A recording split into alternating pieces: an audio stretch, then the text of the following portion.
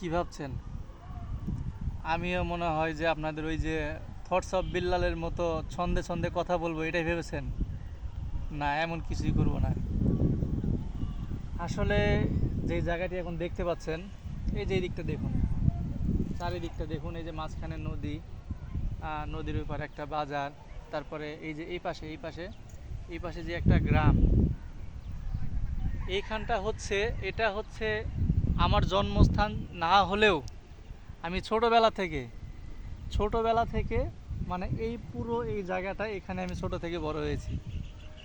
আজ অনেক দিন পর এখানটায় আসলাম, কিন্তু আসার পরেও আগে যে একটা অন্যরকম একটা অনুভূতি বা শান্তি পাচ্ছিলাম, সেই রকম একটা কি মানে ভিতরে কোনো কিছু কাজ করছে না। কারণ কি জানেন?